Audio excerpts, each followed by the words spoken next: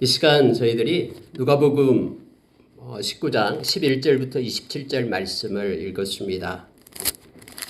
여러분, 이 말씀은 우리가 잘 알고 있는 말씀입니다만은 이 문화라는 한문화, 열문화, 이렇게 문화가 여기만 나옵니다.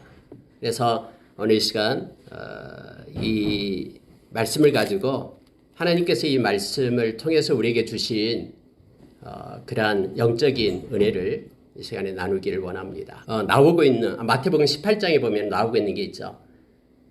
1만 달란트와 100데나리온을 비교해서 나타내고 있습니다. 그래서 1만 달란트 그러면은 6,000일의 노동자 품삯이니까 10만 원씩 잡는다 그러면 한 6억 정도 되는 것 같고요. 은 1달란트가 그럼 여기서 1만 달란트이기 때문에 한 6조 정도가 되고요. 만약에 이 1만 달란트가 금이다 그러면은 그것의 15배가 더 많습니다. 그래서 1만 달란트를 우리가 탕감받았다라고 그 빛을 탕감받았다 할 때는 6조 정도를 얘기하고 거기서 이제 100데나리온이라 얘기하면은 이제 1,000만 원 정도가 얘기하죠. 그래서 100데나리온 빚진 자를 용서하지 못한 것에 대한 비유로 그렇게 나타나고 있습니다. 그래서 엄청난 것이죠. 그러니까 저와 여러분이 하나님으로부터 용서받은 것은 1만 달란트를 말하고 그리고 그 100데나리온 빚진 자를 용서하라라고 예수님께서 그렇게 말씀해 주고 있죠. 오늘 문화라고 얘기할 때 문화는 약 100일 정도 노동자 값이다라고 생각하면서 여러분 이 말씀을 우리가 들으면 더 은혜가 있습니다. 누가만 이 열문화의 비유를 하고 있습니다. 오늘 읽은 말씀 가운데서 우리가 몇 가지만 묵상을 하겠습니다. 예수님께서 이 말씀을 하시는 이유를 처음에 설명을 합니다. 11절을 보니까 그들이 말씀을 듣고 있을 때에 비유를 더하여 말씀하시니 이는 자기가 예루살렘에 가까이 오셨고 그들은 하나님의 나라가 당장에 나타날 줄로 생각함이더라. 그래서 예수님께서 이 비유를 말씀했다라고 말하고 있습니다. 이전에 여러분 예수님께서 삭개오 집에 들어가잖아요. 그리고 삭개오에게 말합니다. 오늘 구원이 이 집에 임했다. 그리고 내가 온 것은 인자가 온 것은 바로 죄인을 부르러 왔다라고 바로 위에서 말합니다. 인자가 온 것은 잃어버린 자, 즉 죄인을 찾아 구원하러 왔다라고 예수님께서 말씀하니까 주변에 있는 사람들이 뭐라고 얘기하냐면 야 이제 곧 하나님의 나라가 임할 것이다라고 생각한 거예요. 이제 예수님께서 예루살렘에 올라가셔서 왕이 돼서 새로운 나라가 임해가지고 로마의 식민지가 아닌 이제는 세계에서 가장 부강한 나라로 예수님께서 그렇게 만들 것이다라고 다 들떠있는 상태가 됐음을 보게 됩니다. 이제 예수님께서 그래서 11절에 그렇게 말씀하고 있는 거예요. 이는 자기가 예루살렘에 가까이 오셨고 예루살렘에 가까이 오신 이유가 죽으려고 오셨죠. 십자가를 지시고 죽기 위하여 예수님이 올라오셨다라는 거예요. 그리고 나서 또 하나님의 나라가 사람들은 당장에 나타날 줄로 알고 있는데 이들에게 내가 그렇지 않다라는 것을 비유로 말씀하신다고 하면서 오늘 비유, 열문화의 비유를 말씀해 주고 있는 것입니다. 여러분이 말씀을 읽으면서 묵상하면서 첫 번째 우리가 가져야 될 그런 영적인 교훈이 있는데 그게 뭐냐면요. 주의 오심을 조급하거나 더디 여기지 말라라는 거예요. 여러분 성경에 보면은 이 두 가지가 같이 나타나고 있음을 보게 됩니다. 오늘 이 백성들에게는 예수님이 오신다고 하니까 하나님의 나라가 곧 임한다고 하니까 조급해 있는 상태임을 알게 합니다. 근데 또 성경 곳곳에서는 우리 주님의 나라가 이제는 더디 올 것이라고 생각하는 이들이 있다라고 성경은 가르쳐주고 있죠. 하나님의 나라를 생각할 때 믿는 자들도 역시 동일하게 세 가지 형태로 나타납니다. 하나는 오늘처럼 조급해하는 성격, 조급해하면서 하나님의 나라를 기다리는 사람들이 있어요. 이것도 잘못된 것임을 알게 합니다. 하나님의 나라가 이제는 곧 임하는데 내가 열심히 일할 필요가 있냐라고 생각하는 거예요. 내가 열심히 뭔가를 할 필요가 없다라고 생각한 거예요. 하나님 나라가 임하면 우리 주님 파루시아 강림하시면 다 끝나는데 하면서 옛날에 다미 선교에 이런 일이 있었잖아요. 하던 직장도 때려치고 그리고 하던 일도 멈추고 뭐 하얀 옷 준비하고 주님을 기다린다라고 산속에 들어가서 기다리고 그때를 기다리고 막 했잖아요. 근데 여러분 이것이 얼마나 비성경적이다라는 것을 우리는 잘 알고 있습니다. 우리 주님께서는 우리에게 말씀해 주셨죠. 주님이 오시는 그날은 아무도 모른다라고 얘기합니다. 천사도 모르고 아무도 모르고 우리 아버지만이 구원의 그 주체가 되시는 구원을 여시는 그때는 하나님만이 아신다라고 성경이 우리에게 가르쳐주고 있습니다. 또한 여러분 우리가 마태복음 24장에 보면은 우리 주님 오실 때 두 사람이 밭에 가서 일하는데 한 사람은 데려감을 당하고 한 사람은 버려둠을 당한다라고 말하죠. 또 두 여자가 맷돌을 갈고 있는데 한 여자는 데려가고 한 여자는 버려둠을 당한다라고 말합니다. 여러분 이것은 무엇을 얘기하고 있습니까? 주님이 오실 때까지 우리가 해야 될 일이 있다라는 거예요. 무슨 일을 하든지 주님이 오실 때까지 그 일을 계속해서 하는 거예요. 막 주님 맞이기 위해서 산속에 들어가서 기다리고 조급해서 모든 직장을 때려치고 이런 것이 아니다라는 걸 알게 됩니다. 이 누가는 앞에서도 그렇게 말해주고 있죠. 우리가 이미 봤습니다만 17장에서 두 사람이 밤에 잠을 자고 있어요. 그런데 한 사람은 데려감을 당하고 한 사람은 버려둠을 당한다라고까지 말씀을 하잖아요. 그래서 여러분 하나님의 백성이 저와 여러분은 하나님의 나라 주님 오실 것을 말씀을 가지고 붙잡고 기다려야 됨을 알게 됩니다. 하나님이 맡겨주신 일에 주님이 오실 때까지 그대로 그 자리에서 진실되게 충성스럽게 일하는 자가 되어야 됨을 알게 됩니다. 그래서 여러분 우리가 하던 일은 하나님께서 우리에게 주신 일은 주님이 오실 때까지 계속해서 하는 거예요. 맡겨주신 일을 우리가 버리고 뭔가를 특별히 준비하고 이게 아니라 끝까지 하나님이 주신 일에 묵묵히 그 일에 참여해야 됨을 성경은 말해주고 있죠. 그리고 여러분 또 하나가 있습니다. 어떤 사람은 아예 주님의 강림이 없을 거라고 생각해요. 이 파루시아가 없을 거라고 생각합니다. 그래서 우리가 베드로후서 3장에 보면은 3장 2절 3절부터 나오잖아요. 세상에 조롱하는 자들이 나타나가지고 그들은 생각하기를 뭐냐면 2000년 전의 하늘 어제의 하늘이 동일하다라는 거예요. 그래서 무슨 예수님께서 오시냐라고 생각한 겁니다. 전혀 오시지 않는다라고 생각한 거예요. 그래서 주님의 오실 길을 준비하지 않습니다. 전혀 생각도 않습니다. 그런데 베드로 사도는 그렇게 말하고 있죠. 세상에 보여지는 모든 것들도 하나님의 말씀으로 된 것이다라는 것을 왜 모르느냐라고 책망합니다. 우리 주님이 오시겠다라고 말씀하시면은 세상이 창조된 것과 동일하게 우리 주님이 오신다라고 가르쳐주고 있는 거예요. 그래서 여러분 베드로 사도는 하루가 천년같이 천년이 하루같이 우리가 지금 주님의 나라가 그렇게 우리에게 온 것인데 기억하라라고 우리에게 말합니다.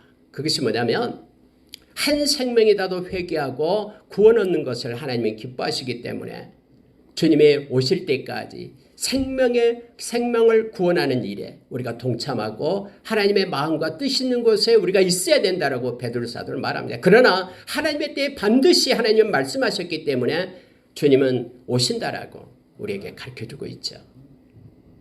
또한 부류는 어떤 부류가 있냐면은 주님이 오시긴 오시되 주님은 늦게 오실 것이다. 더디 오실 것이다 라고 생각합니다.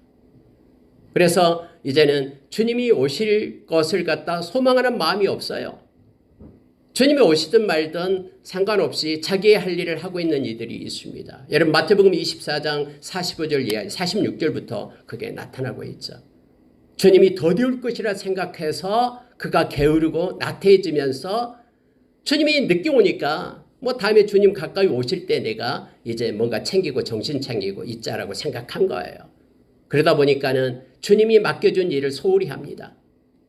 주님께서 존중해서 주님께 너무나 소중해서 핏값으로 산 형제 자매들을 핍박하고 힘들게 하고 그들을 갖다 몰아세우고 하는 그런 악한 일을 하게 된다라고 성경은 말하고 있죠. 그러나 주님의 때는 도둑같이 임해서 그들이 생각하는 것과는 다르게 주님이 오신다라고 말하면서 누가복음 12장 35절에서는 우리가 허리에 띠를 띠고 등불을 켜고 서 있으라라고 말하고 있죠.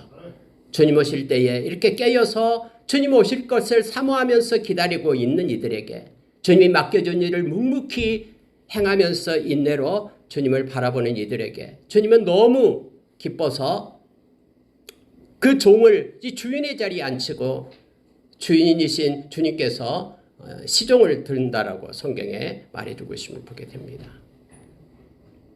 여러분, 주님의 오심을 조급하거나 더디 여기지 말아야 됩니다. 우리는 말씀이 우리에게 주신 대로 하나님께서 맡겨주신 일에 충성스러운 자로 끝까지 서 있으면 됩니다.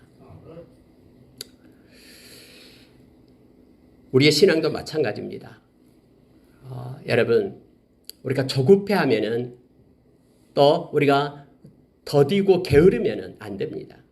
이 두 가지를 잘 기억하면서 우리가 긴장 가운데 믿음을 지키며 주님 옆에 나가야 됨을 알게 합니다. 두 번째로 여러분, 이 말씀을 우리가 읽는 가운데 우리에게 주는 영적 교훈이 뭐냐면 주님이 오실 때까지 주의 것으로 일하라라는 거예요. 오늘 여러분, 이 주인이 떠나면서 먼 길을 떠나면서 이 종들을 불러서 말합니다. 한 문화씩을 주면서 주님께서 내가 돌아올 때까지 장사하라, 일하라라고 명령을 내리죠. 그래서 이 10명의 그런 종들은 주인의 말을, 이 말씀을 붙잡고 생활을 하게 됩니다. 근데 우리가 알다시피 한 종만 주인의 말을 듣지 않습니다. 주인이 준 문화를 갖다가 사용하지 않고 수건에 싸서 감춰둡니다. 물론 마태복음 25장에서는 달란트 비유로 이제는 나오고 있습니다만 여기서는 문화로 나타내고 있죠. 근데 여러분, 여기서 중요한 것을 우리가 기억해야 됩니다. 하나님께서는 디모데전서 6장 5절 이하에서 우리가 이 세상에 올 때 아무것도 가지고 오지 않고 이 세상에 떠날 때도 아무것도 가지고 가지 않는다라고, 우리가 청직이다라고 말합니다. 그래서 모든 것을 우리가 맡은 자가 되었음을 성경 말해주고 있죠. 하나님이 우리에게 재능을 주신 것이 우리 것이 아니다라는 거예요. 또 하나님이 우리에게 물질을 주시고 우리에게 생명을 주시고 우리에게 어떤 달란트를 준 그 모든 것들이 하나님의 것임을 말합니다. 누구에게요? 하나님의 종에게. 그래서 하나님의 종들 10명을 불려서 그렇게 하나님이 맡깁니다. 주인이 맡겨요. 그걸 가지고 일하라라고 말합니다. 여러분, 자기가 자기 것을 가지고 일하면은 그것의 결과도 자기 것이 됩니다. 그래서 자기의 의를 나타내게 되죠. 근데 자기가 자기 것이 아닌 주인의 것을 가지고 하나님의 것을 가지고 일한다 그러면은 자기의 의가 아닌 하나님의 의를 나타내고 그 결과에 대해서 하나님께 영광을 돌리고 하나님께 감사할 수 있는 것이죠. 하나님께서는 우리의 손에 능력을 주고 우리의 머리에 지혜를 주었다고 말합니다. 그런데 우리는 때로는 착각해서 그것이 내 것이냐, 그래서 내가 거둔 것이냐, 그래서 나의 마음대로 사용하고 나에게, 자기 자신에게 영광을 돌리는 우리의 모습을 우리는 발견하게 됩니다. 주님이 오실 때까지 주님이 주신 것으로, 주님의 것으로 일하라라고 오늘 우리에게 가르쳐줍니다. 그래야지만 우리는 먹든지 마시든지 하나님의 영광을 위하여 살아가는 자가 될 수 있습니다. 하나님의 열심을 가지고 일한다고 하지만 결국 그 결과를 보니까 자기의 의를 세우기 위하여 일한 것이 되었다라고 우리가 로마서 10장 2절 3절에서 우리가 나타내주고 있죠. 여러분, 하나님의 것을 감춰놓고 자기 것으로 일하지 마십시오. 하나님께서 주신 것으로 내가 행한다라고 고백하며 하나님이 맡겨주신 것으로 행하면서 하나님의 영광을 돌리고 하나님의 의를 세우는 저와 여러분의 삶이 있기를 원합니다. 마태복음 25장 31절에 33절에 보면은 여러분, 여기서 보면은 우리 주님이 오시는 장면이 나옵니다. 우리 주님이 왕으로 오시죠. 우리 주님은 반드시 오십니다. 그래서 우리가 때로는 우리 주님이 오시기 전에 개인 종말로 인하여 우리가 먼저 이 세상을 떠날 수도 있습니다. 그러나 우리가 살아있는 순간에 우리 주님 오셔가지고 우리 주님을 우리는 맞이할 수가 있습니다. 우리가 하나님이 우리의 생명을 불러서 우리가 먼저 떠나든 아니면 주님이 이 땅에 강림하시든 주님이 오실 때까지입니다. 포기하지 말고 뭘 위하여 기도하고 있으면 주님이 오실 때까지 기도하는 것입니다. 하나님께서 우리의 마음 가운데 그만하라라고 말씀하실 때까지 우리가 계속해서 그 일을 하는 것입니다. 갈라디아서 6장 9절의 말씀처럼 우리가 선을 행하되 포기하지 말라라고 말합니다. 낙심하여 있지 말 것을 말합니다. 그리고 우리가 포기하지 않으면 하나님의 때가 되면 반드시 거둔다라고 우리에게 가르쳐줍니다. 우리의 기도가 주님이 오실 때까지 마르지 않기를 원합니다. 주님이 맡겨주신 그 선한 일에 우리가 이 세상 떠날 때까지 그 일을 감당하기를 원합니다. 그래서 우리의 인생의 끝자락에서 우리 주님을 만날 것이고 또 우리가 살아있을 때 우리 주님이 오시면은 우리가 두 손 들어서 주님을 찬양하며 우리가 주님을 맞이하게 될 것입니다. 주님이 오실 때까지 주님의 것으로 일하는 우리가 되기를 원합니다. 이 한 문화 받은 자처럼 또 마태복음 25장에서 한 달란트 받은 자처럼 주님의 것을 감춰두고 나의 것으로 행하며 자기 자신을 높이는 자가 되는 것이 아니라 주님이 맡겨주신 것으로 행함으로 주님께 영광 돌리는 저와 여러분이 되기를 원합니다. 여러분 오늘 말씀 가운데 우리가 또 기억해야 될 세 번째 것은요. 주님을 만날 때는 결산과 심판이 있다라는 것을 성경은 말합니다. 여러분 오늘 2명의 사람이 나와요. 종류의 사람이. 10명의 종들이 나오고 백성들이 나옵니다. 근데 여러분 2명의 종들은 우리 주님이 오실 때 결산을 합니다. 근데 이 백성들은 결산하는 것이 아니라 그들은 심판받아서 멸망하게 됨을 성경은 우리에게 말해주고 있죠. 자 14절 보십시오. 그런데 그 백성이 그를 미워하여 사자를 뒤로 보내어 이르되 우리는 이 사람이 우리의 왕됨을 원하지 아니하나이다 하였더라. 여러분 이건 실제적으로 그때 당시에 있었던 일입니다. 헤롯 대왕의 아들이 있었죠. 아켈라우가 이제 로마 왕한테 황제한테 가서 이렇게 왕을 되는 인증을 받으러 갔는데 유다에서 몇몇 사람들이 반대해서 그가 왕이 되면 안 됩니다라고 사절단을 파견한 사건이 있었습니다. 실제로. 근데 이러한 사건들을 그때 당시에는 다 알고 있었죠. 그래서 예수님께서 이것을 빗대어 지금 비유로 말씀하고 있는 것입니다. 그리고 오늘 마지막 27절에 보면은 그리고 내가 왕됨을 원하지 아니하던 저 원수들을 이리로 끌어다가 내 앞에서 죽이라 하였느니라. 이건 심판을 얘기합니다. 주님 오실 때 우리는 심판과 그리고 결산의 자리에 있게 됨을 성경 말해주고 있죠. 여러분 성경에 보면은 우리가 로마서 14장 10절에는 하나님의 심판대가 나옵니다. 그리고 고린도후서 5장 10절에서는 그리스도의 심판대가 나와요. 그리고 요한계시록 20장 11절 이하에서는 백보자 심판이 나오고 있습니다. 네, 여러분 이 심판은 무섭습니다. 너무너무 무서워요. 두렵고요. 왜냐하면 하나님의 공의가 실행되는 순간이기 때문에 그렇습니다. 오늘 또 여러분 이 말씀의 27절에서 그들을 죽이라라고 그렇게 말하고 있지 않습니까? 바울사도는 이 심판대가 너무너무 무서운 줄을 아니까 이제는 그리스도의 이 심판대가 너무나 무섭기 때문에 내가 이 생명의 복음을 전하지 않고는 견딜 수 없다라고 그거 외치면서 만나는 사람마다 예수 믿어야 된다라고 그가 외치고 다녔음을 그가 참수하게 될 때까지 34년간을 견눈질하지 않고 생명의 복음만을 전했음을 우리는 너무나 잘 압니다.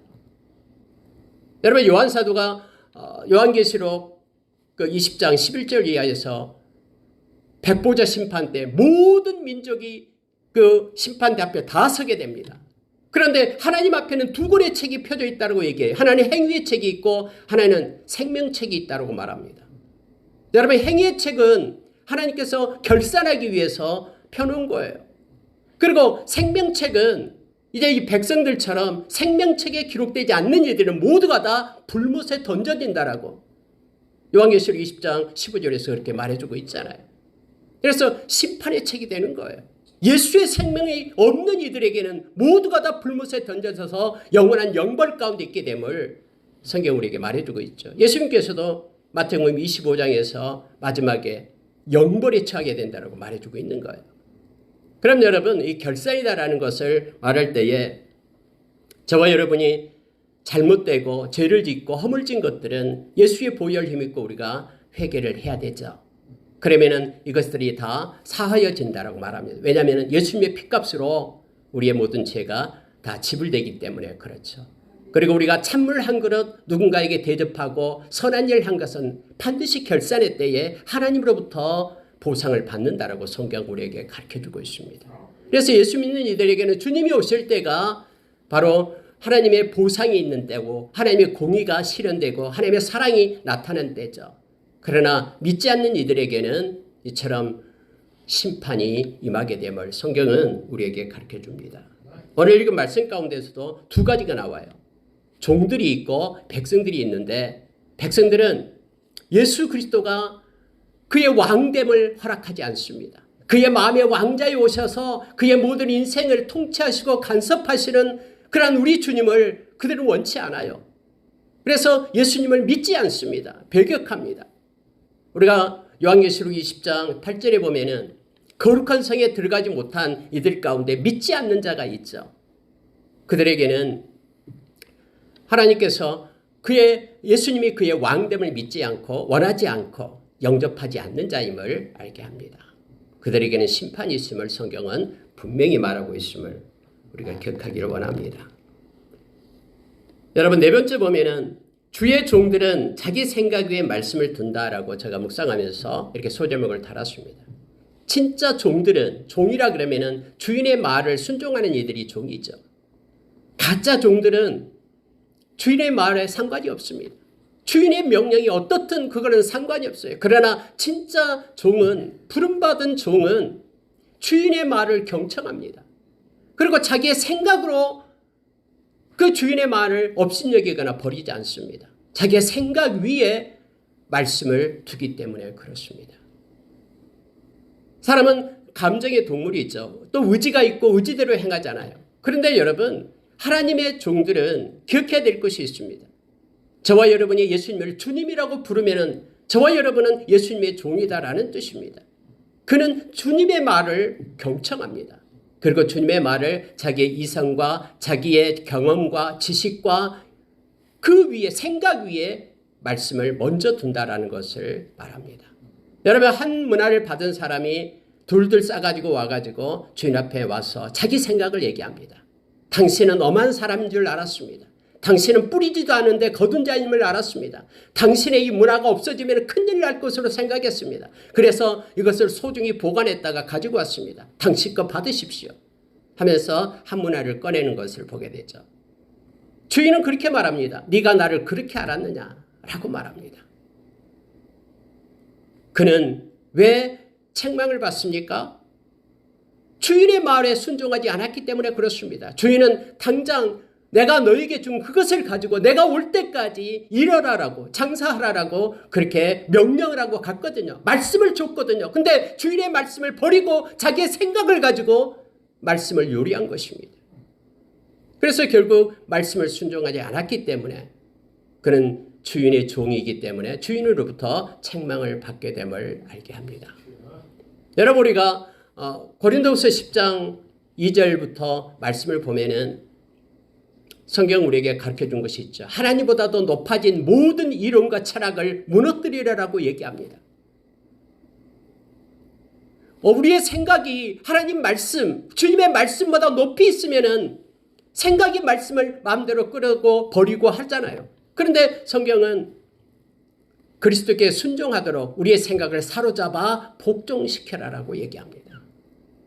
여러분, 이것은 어렵습니다. 왜냐하면 우리가 감정이 있고 이성이 있기 때문에 그렇습니다. 그러나 우리가 기억해야 될 것은 하나님의 말씀을 언제나 우리의 이성 위에, 우리의 생각 위에 두는 습관을, 또 그런 순종을 우리가 가져야 됨을 알게 합니다.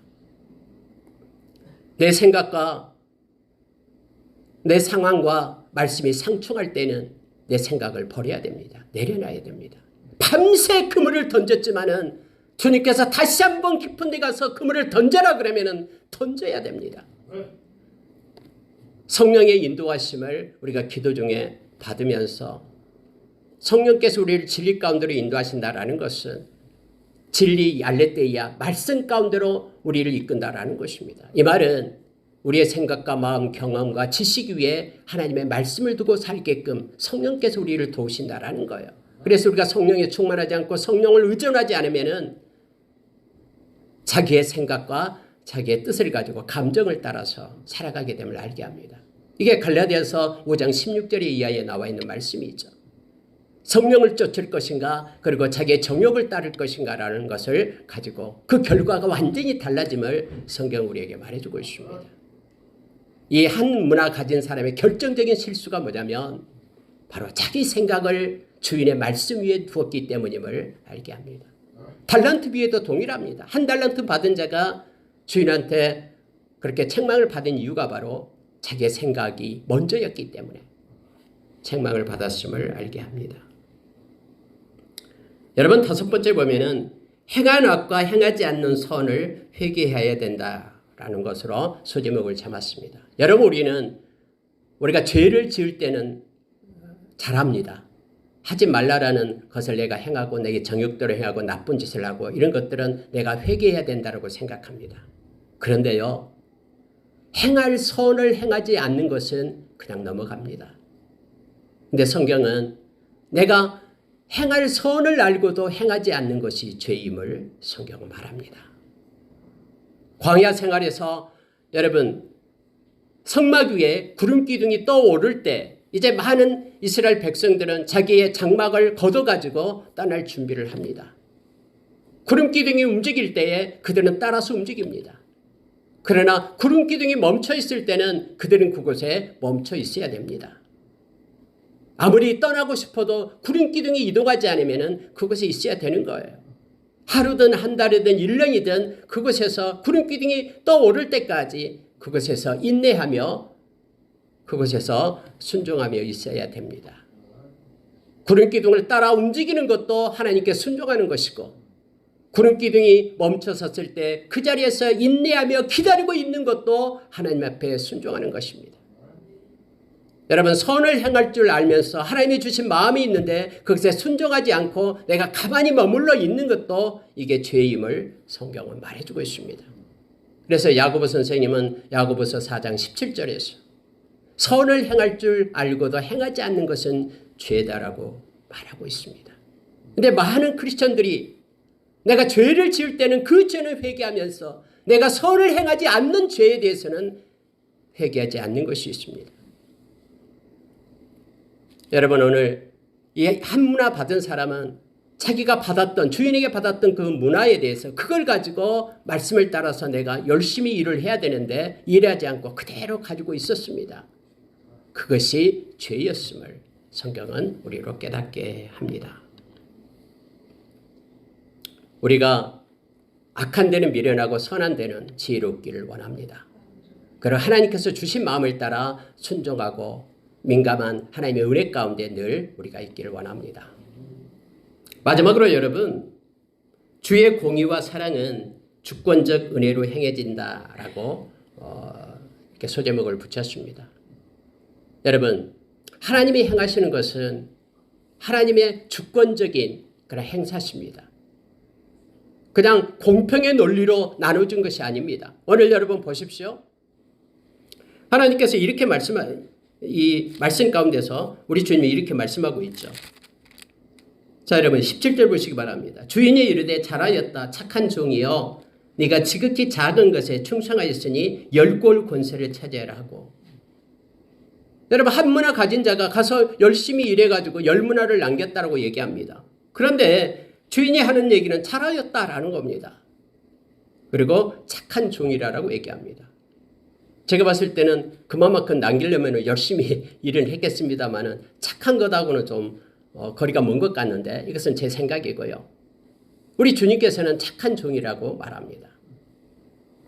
마태복음 25장에서도 착하고 충성된 종이다라고 그렇게 칭찬을 하고 있죠. 여러분, 예수님의 발에 300데나리온, 그러니까 300일 그런 장정의 품삯이나 되는 그런 향유옥합을 깨트려서 부었죠. 일반 논리로 생각하면, 경제적인 논리로 따진다면 그 금액이 엄청나잖아요. 10만 원씩 잡는데 3천만 원짜리를 갖다가 예수님 발에다가 부었어요. 옆에 있는 제자들이 말하잖아요. 이거 팔아가지고 가난한 자들에게 나눠주면 얼마나 좋았겠느냐 하면서 분노했다라고 성경은 말합니다. 근데 예수님은 잘하였다, 그를 책망하지 말라라고 얘기하죠. 그는 나의 장사를 위하여 이 일을 했다라고 말하는 것입니다. 우리의 짧은 지식으로는 우리의 순간적인 것만 가지고 우리가 판단을 합니다. 그러나 우리 주님 하나님은 온전하신 분이시죠. 전지하신 분이시고요. 그래서 주님이 행하시고 하나님이 행하시는 모든 일은 옳습니다. 그분이 행하는 모든 일은 다 선입니다.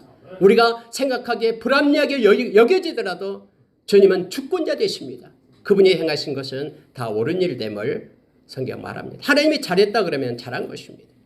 그리고 착하다 그러면 착한 것입니다. 모든 동기와 의도와 과정을 우리 주님은 다 알고 계시기 때문에 그렇습니다. 여러분 또 이게 어떻게 합리적입니까? 우리가 이렇게 생각할 수 있어요. 이미 10문화를 가진 자가 있는데 한 문화밖에 없어요. 근데 그걸 뺏어가지고 10문화 가진 자에게 줘라라고 말합니다.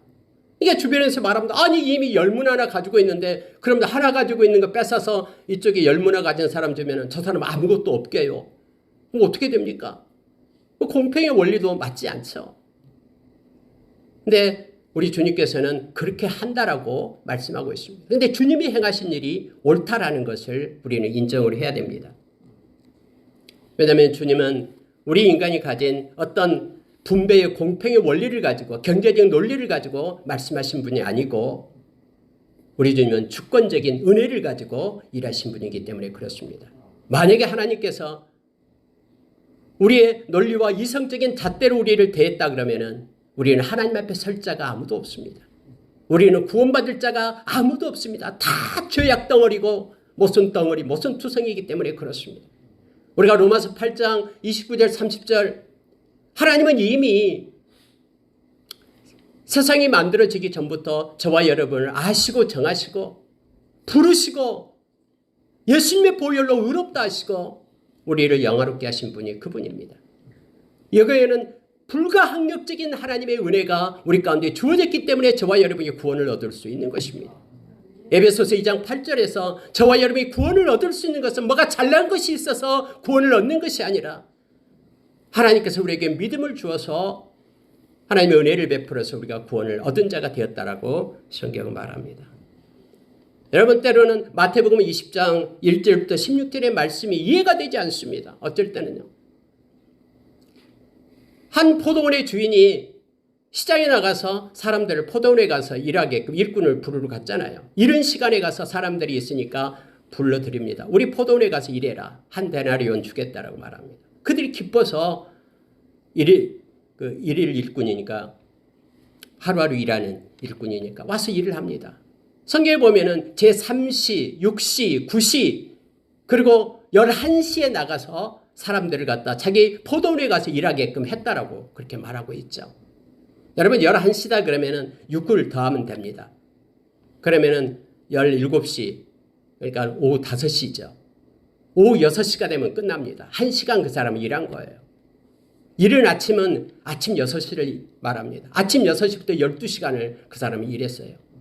근데 주인이 일한 품삯을 주는 거예요. 1시간 일한 사람을 한 데나리온 준 거예요. 그러고 나서 그 뒤에 9시에 온 사람 그리고 6시, 9시, 12시, 3시 이렇게 왔잖아요. 그 사람도 동일하게 한 데나리온 준 거예요. 근데 처음에 이른 아침부터 햇빛을 맞아가며 12시간 가까이 일한 사람이 화가 나겠죠. 그러면 주인에게 따지잖아요.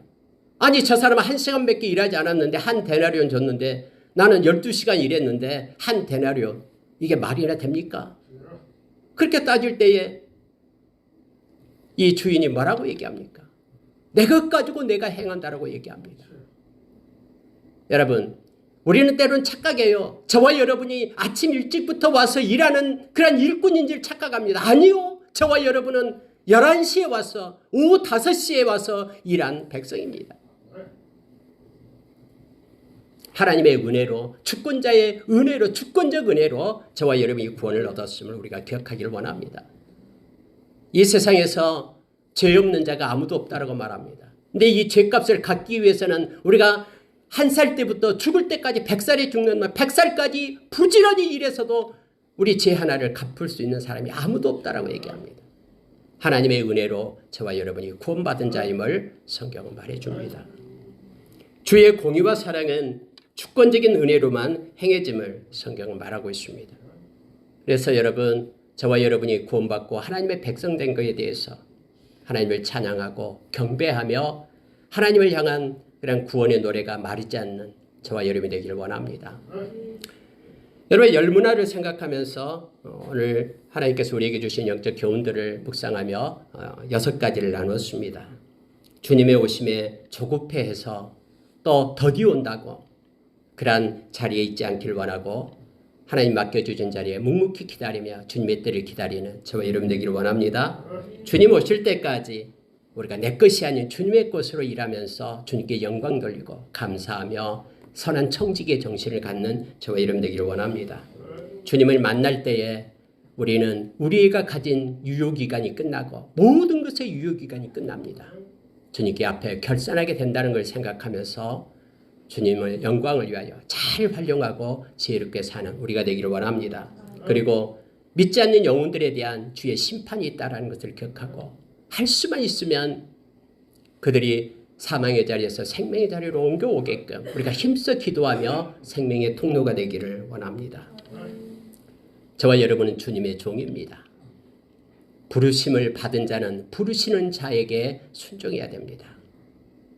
그래서 주님의 말씀을 우리의 감정과 이성, 생각 위에 두고 주님 앞에 순종하는 자로 우리가 서기를 원합니다.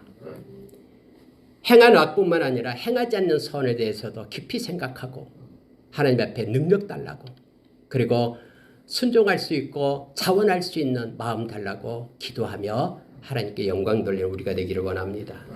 주권적인 은혜로 저와 여러분이 구원을 얻게 된 것입니다. 구원을 얻을 만해서 얻은 것이 아니기 때문에 구원의 감격으로 주님께 영광 돌리며 찬양하는 저와 여러분의 삶이 있기를 원합니다. 함께 기도하겠습니다.